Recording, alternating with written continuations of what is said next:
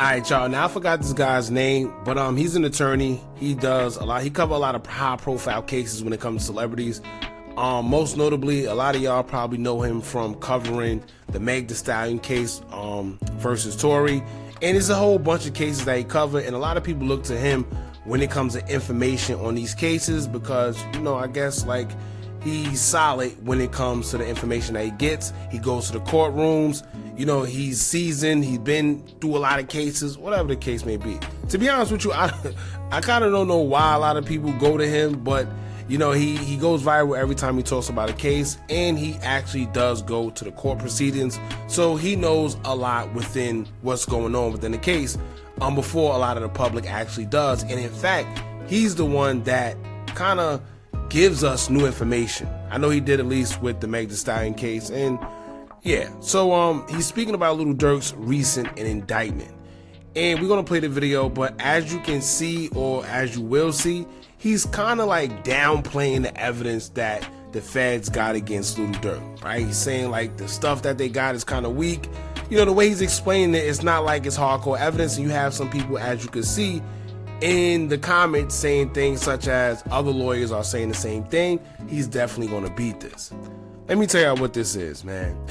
This reminds me of, if anybody ever been incarcerated, in which I hope you haven't, but if you have, you know, everywhere, every jail, prison, they have what they call jail lawyers. What them jail lawyers do, they have a whole bunch of paperwork all over their bed. You know, they always go into the law library. They got glasses. They look very important. Even some of them might seem like they know what they're talking about. And I'm not going to lie, if you do listen to some of them, they actually do help get people off their cases. I would say that. However, a lot of them really don't know what they be talking about. And you end up listening to them, and next to you know, you facing 20 to 25 to life, and you done got convicted because you was listening to the jailhouse lawyer. You know, here's what I'm gonna say before we get to the video real quick, man. We don't know what's going on in this case. One thing about the feds, when they come, they do not play. So it's not too many people you're seeing beating the feds. It's very rare. So people could sit there and downplay whatever evidence they think the feds got, because as we know, the feds, they never show you their hand 100%. Right? This is not the state, man. The feds, they do not play. As we seen with the O Block 6, right? They took it to trial. They thought that whatever evidence that the feds had, it wasn't that strong. They took it to trial. They came out with new evidence that they never knew they had. And lo and behold, they got cooked. That's how the feds play. So we're going to get into what he's saying and all the stuff that he's talking about within the indictment. Make sure you hit that thumbs up button so we can get this video into the algorithm. And if you not subscribed to the platform already, make sure you do so now. Let's get into it. I read the superseding indictment against Lil Durk. Let me tell you a couple things. First, this case is all about Lil Durk for the feds. He's at the start of the indictment all throughout. They've made it a case about him. Number two, the hard evidence that they have against Durk doesn't seem like it would be enough to convict. You're going to need witnesses to corroborate and explain what this evidence means. The hard evidence. Not all the time. Not all the time. What he's saying is a fact, but not all the time. Especially if you're taking it in front of a jury, it's really up to their discretion. But not all the time do you need a witness. Trust me. So let me go over it. There seems to be three key pieces of evidence here. One is that after the death of King Von, Durk let it be known in coded language that there was a bounty out on Quando Rondo. Now, that bounty coded language happens almost 2 years before the murder for hire. So long passage of time. The other thing, the feds don't say what the coded language was and how it was communicated to people. If it was very damning evidence, I think they would have just put the language right in there and they would have said how he told people. They did not. Not all the time. Once again, not all the time. You know why? Like I said, the feds, they don't like to show their hand 100%. And we have seen, and this is why I always say, Durk should have had some people around him to tell him, yo, you bugging. Because whatever coded language he's talking about that happened or transpired 2 years prior, we all seen him get on academics and say what he said. right? They don't say Sly Vaughn they don't say Sly for Vaughn no more. Then you got Brick Baby with what he's saying. Then you do have other songs like the one he did with Babyface Ray. You know, it's you could go down the line actually. But like I said, and this should be another message for you guys out there that love playing in your music and saying names and saying things and think you're being slick about it. You heard what he just said, right? Coded language.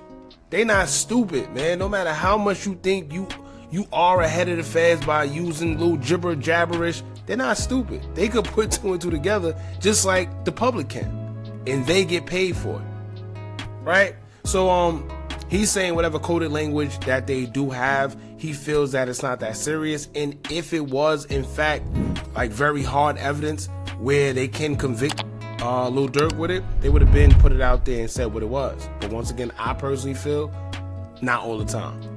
The other piece of evidence is a text message that they say they have where he's texting a co-conspirator saying, hey, don't use no flights or book no flights using any cards involved with me. I think unless the co-conspirator comes in to give you some context behind what that text message means, just that text message alone doesn't prove that this all has to do.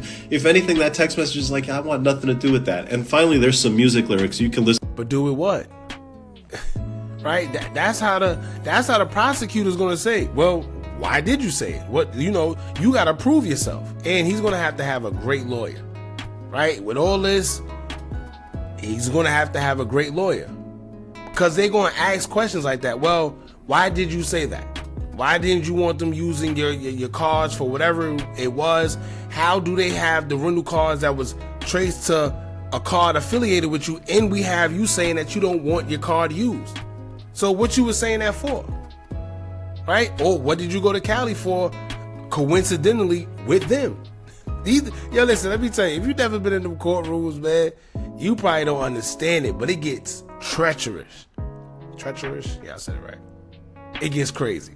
Just know that. It gets crazy. Them people start asking questions. You done thought you was pre-planned. You thought you was already prepared for what was going on, and they ask you one little question that'll spin your whole head around. I'm telling you. Listen to that song. That song is all over the place. Unless somebody is putting the context together, there's not enough. Yeah, all right. See, you know what it is? It seemed to me, right? And y'all get in the comments and let me know. I could be wrong. I think he's like he's downplaying it, you know, and he would know more than me, right? He's an attorney. He went to school for it. You know, he has the experience. He knows more than me, right? I'm just speaking from a point of view of actually going through the court system or seeing people go through the court system. That's where I'm coming from. So I could be wrong. However, one thing I do know about them people, when they want you, they gonna get you. We seen it with, look, perfect example. We seen it with Tory Lanez. Come on, y'all. All the evidence that Tory Lanez had to show you, whether his prints wasn't on it, the residue wasn't on him, the residue was on her, and she pleading the fifth, everybody pleading the fifth, and they allowing it. I'm telling y'all, when them people want y'all, they're going to get you. There's no way around it. And it's unfortunate in Durk case because it's a lot of evidence or things that they could spin that he done said or did, and yeah. You know, and I'm gonna tell y'all right now, if y'all think this evidence that they're presenting is the only evidence, you're sadly mistaken. Once again, we seen it with O Block 6. Because this is what the feds do. They play chess. They gonna tell you what they have, but it's just gonna be the tip of the iceberg. They saving the good stuff for when you say, no, I don't want to take that plea, and you want to take it to trial. They're like, all right, we knew you was going to do that. All right? Nobody wants to go straight to jail without giving themselves a fight. So what we're going to do is save the good evidence for last. Lo and behold, you in them courtrooms, and they hit you with something you never knew they had. They hit you with whoever the snitch was. The snitch done wore wire. The snitch got video evidence. We don't know. That's the scary part about playing with them feds and going against them, because you never know what they got, y'all. All right, so like I said, he could be right. The evidence could be weak. You know, like I tell y'all all the time, I don't wish jail to death on anybody. So if he could beat this, he could beat this. You know, it's just very unfortunate. And anyway, y'all jump in the comments, man. Let me know what y'all think about this. Do y'all think that the evidence that the feds have or supposedly have or whatever it is weak against Lil Durk? Do you think this might be a tough one? To be honest with y'all, at bare minimum, he might do time for conspiracy, right?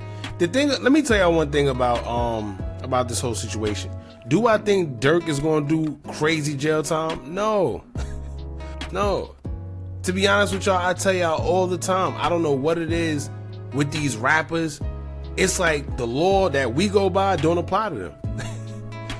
Because they be escaping some amazing charges, or if they do any type of time, it's never what it's expected, right? We hear, oh, he's facing life, he's facing 20 million years, 10 years, and they never end up doing that. It end up being like a year or two, maybe, if that.